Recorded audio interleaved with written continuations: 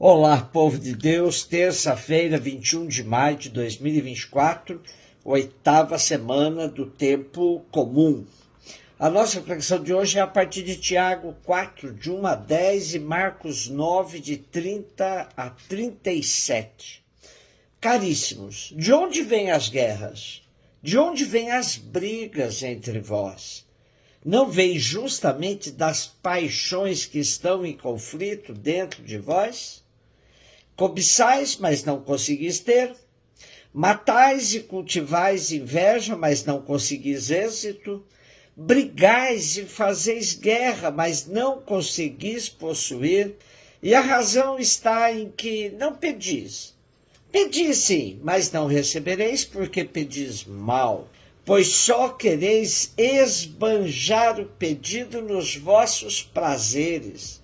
Adúlteros, não sabeis que a amizade com o mundo é inimizade com Deus? Assim, todo aquele que pretende ser amigo do mundo torna-se inimigo de Deus. Ou julgais ser em vão as Escrituras que diz: com ciúme anela o Espírito que nos habita, mas ele nos dá uma graça maior. Por isso, a Escritura diz: Deus resiste aos soberbos, mas concede graças aos humildes. Obedecei, pois, a Deus, mas resisti ao diabo, e ele fugirá de vós. Aproximai-vos de Deus, e ele se aproximará de vós. Purificai as mãos, ó pecadores, e santificai os corações, homens dúbios. Ficai tristes, vesti o luto e chorai. Transforme-se em luto o vosso riso e a vossa alegria em desalento. Humilhai-vos diante do Senhor e ele vos exaltará. Temos hoje um trecho da carta atribuída a Tiago, irmão do Senhor e bispo de Jerusalém. Seus interlocutores são identificados como 12 tribos que vivem na dispersão, na diáspora. Aqui o termo é usado metaforicamente para indicar a igreja Novo Israel dispersa entre os povos. Dispersão ou diáspora era o nome dado à condição dos judeus que viviam fora da Palestina. A carta de Tiago faz parte também da coletânea de 7 cartas chamadas de católicas no Segundo Testamento. São católicas porque se dirigem ao mundo todo. Formam um conjunto de 7 livros do Segundo Testamento atribuídos aos apóstolos Tiago, Pedro, 2 cartinhas, João 3 e Judas 1, situados após as cartas de Paulo e antes do último livro, o Apocalipse.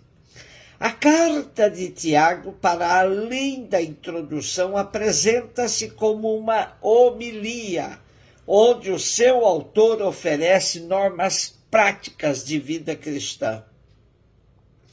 Essa carta apresenta uma dificuldade bastante grande quando pretendemos identificar quem é o seu autor.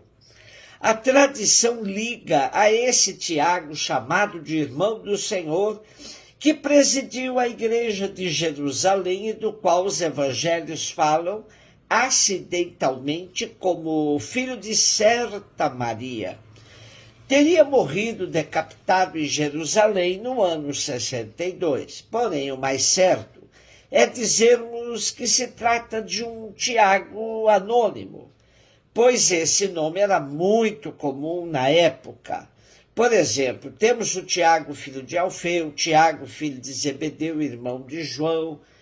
O que sabemos é que se trata de um sábio judeu cristão que repensa de maneira original as máximas da sabedoria judaica, em função do cumprimento que elas encontraram na boca e no ensinamento de Jesus.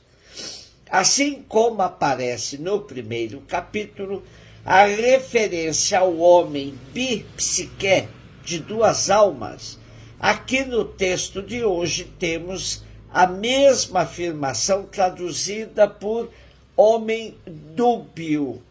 Essa é a grande chave de leitura de toda a carta. As dicotomias que povoam o coração do ser humano produz gente ambígua, de duplo comportamento, e é isso que a carta de Tiago vê como fonte de todos os pecados, de todos os conflitos. Mateus 9, 30 a 37. Jesus e seus discípulos atravessavam a Galiléia. Ele não queria que ninguém soubesse disso, pois estava ensinando a seus discípulos. E dizia-lhes: o Filho do Homem vai ser entregue nas mãos dos homens e eles o matarão. Mas 3 dias após sua morte, ele ressuscitará. Os discípulos, porém, não compreendiam estas palavras e tinham medo de perguntar. Eles chegaram a Cafarnaum. Estando em casa, Jesus perguntou-lhes: o que discutíeis pelo caminho? E eles, porém, ficaram calados, pois pelo caminho tinham discutido quem era o maior. Jesus sentou-se, chamou os 12 e lhes disse: se alguém quiser ser o primeiro, que seja o último de todos e aquele que serve a todos. Em seguida pegou uma criança, colocou-a no meio deles, abraçando-a, disse: quem acolher em meu nome uma destas crianças é a mim que estará acolhendo. E quem me acolher estará acolhendo não a mim, mas aquele que me enviou. Mesmo Jesus tendo anunciado várias vezes aos seus discípulos sua paixão e morte, acompanhada de injustiça de toda ordem, os discípulos continuavam com ideias erradas sobre o reino.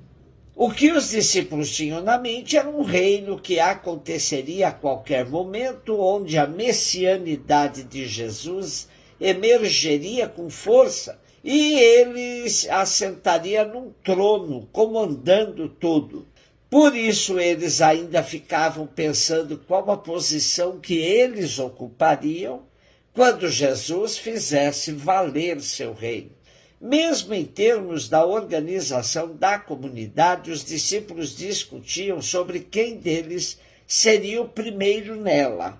Jesus, uma vez mais, tira proveito da situação para ensinar aos seus discípulos sobre os verdadeiros valores do reino.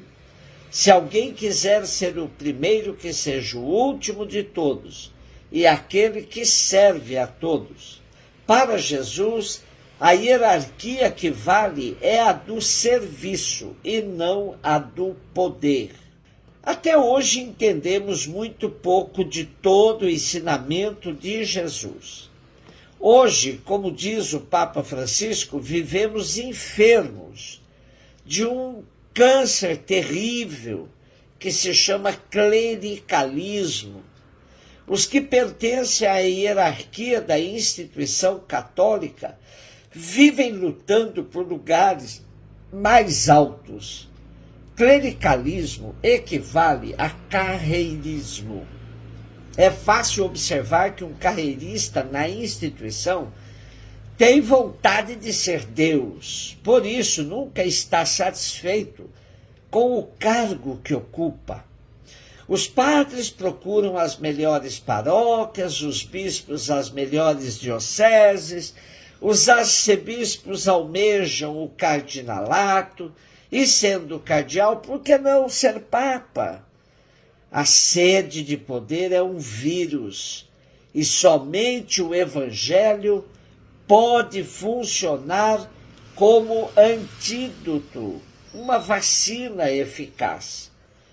São Carlos de Foucault nos ensina a buscar o último lugar, sabendo que nem mesmo podemos lutar por ele, pois ele pertence a Jesus Cristo por excelência. Um beijo no seu coração.